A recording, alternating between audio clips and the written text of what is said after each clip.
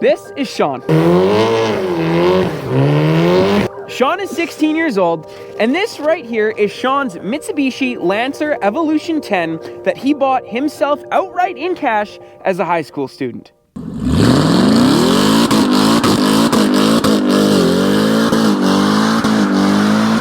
This thing is absolutely gorgeous. These cars look so good. What all can you tell me about it? We got air on the front. This is feeding the intercooler here. These actually are holes they've made through the crash bar to feed the intercooler with more air. We got heat extractors here on the hood, aluminum hood, with air feed.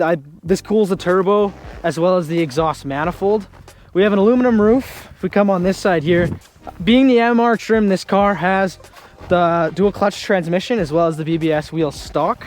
We have Brembos here. We have coolers here, transmission and oil coolers through here.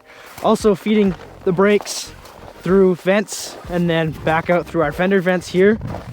Like I mentioned, aluminum roof on the back. We have no sunroof as well, which I don't know, is that? These ones can come with a sunroof, but this one doesn't have the sun and sound package that these Evo 10s can come with. Not a complaint though, because you save some weight on top, making it handle a little better. Big wing, aero. There's a functional diffuser on the back. This definitely does help in the overall. It's absolutely beautiful.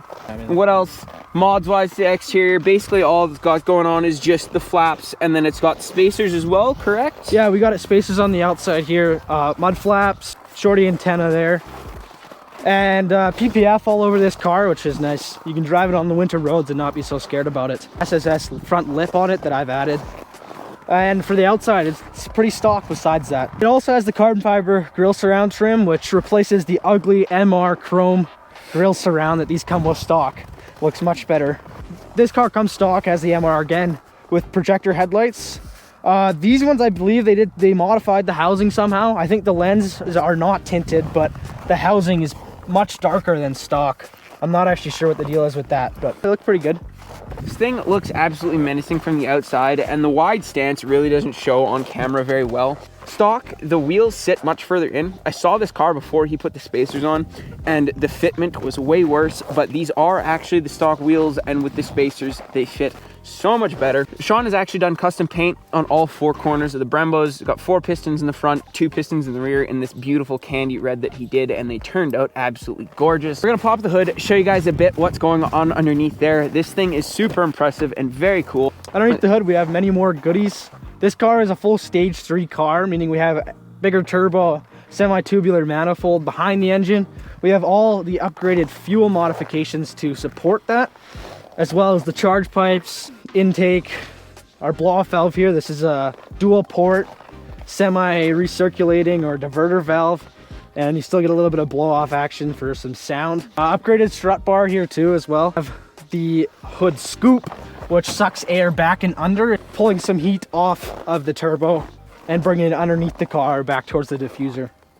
We have a Grimspeed 3-port boost controller, controlling our wastegate. Works perfect.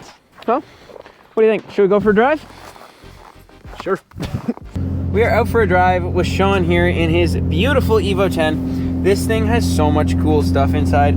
We are in these gorgeous Recaro bucket seats with the factory harness holder spots. As he mentioned outside, this thing is a dual clutch car, which is very weird for a 4-cylinder car, but it works absolutely fantastic. This thing should be pushing approximately 400 wheel horsepower, 400 wheel range.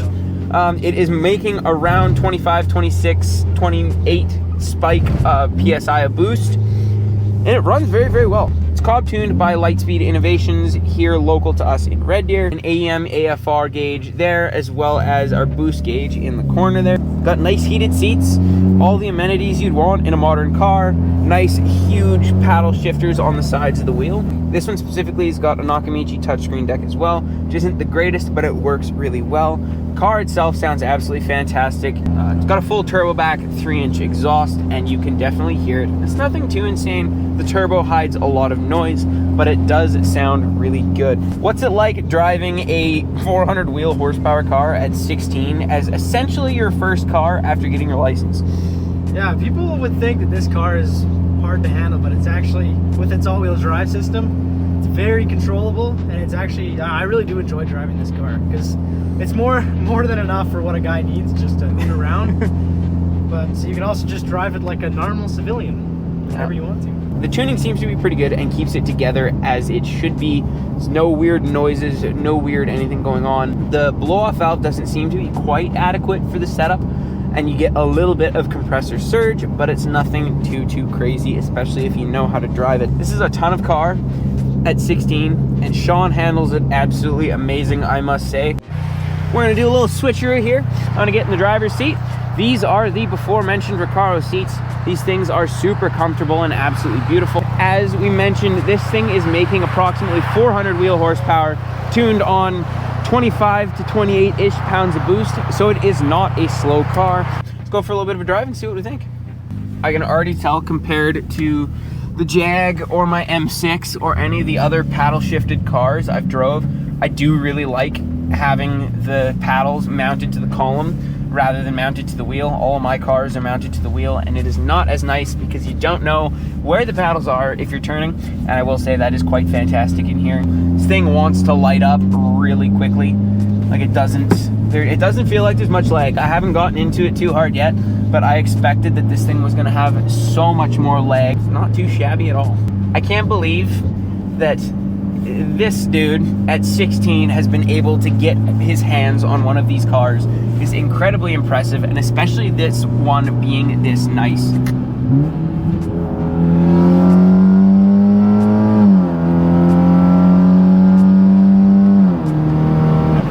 This thing is very smooth. I thought this was going to be so much more violent than it is.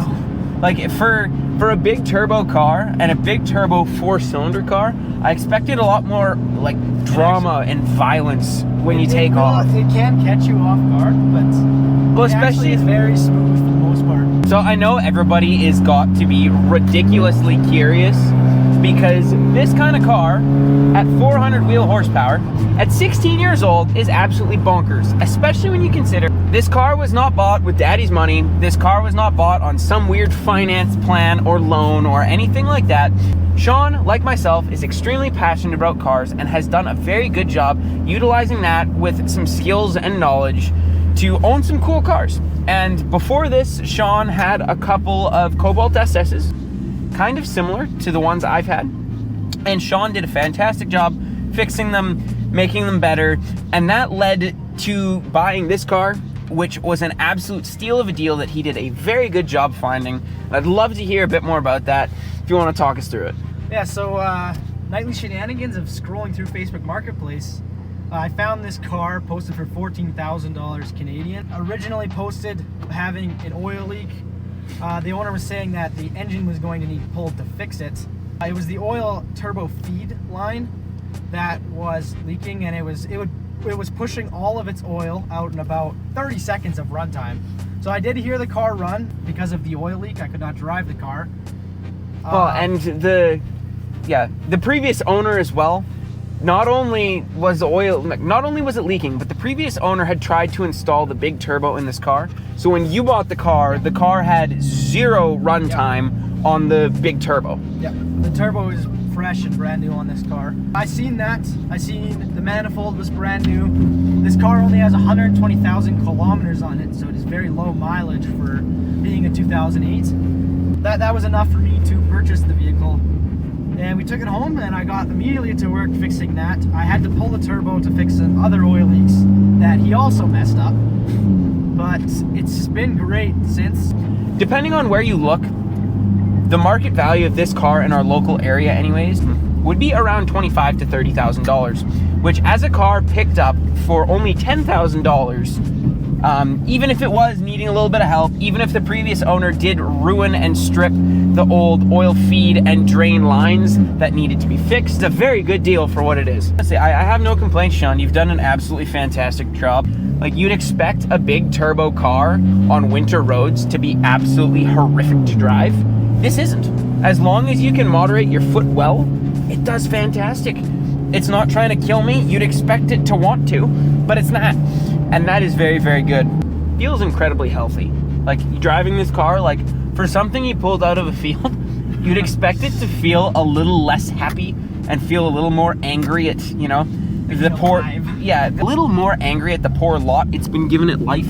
But it really doesn't feel bad, like at all.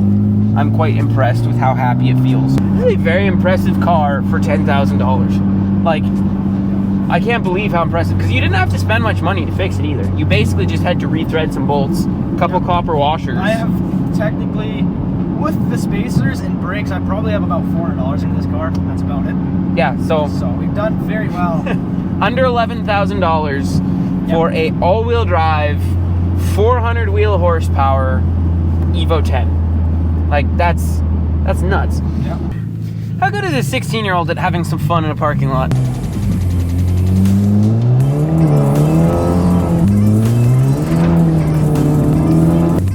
Closed course competition. Yeah, very, very private.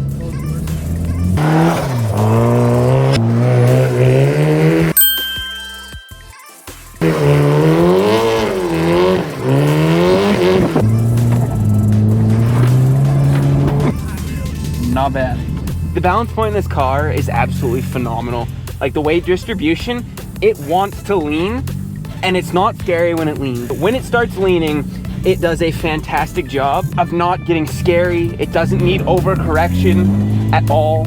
Like, you can see right now, we are sliding all-wheel drive, issue-free. Absolutely issue-free. This car is so much fun.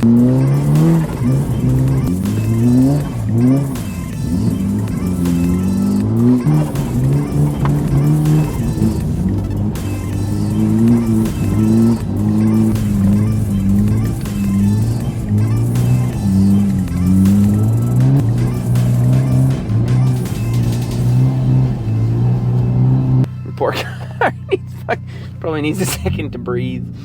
I think this car would absolutely shine doing some Frozen Lake driving. But even just like playing around in the private parking lot, even playing around in our private parking lot at the shop, this thing is an animal and tons and tons and tons of fun. So that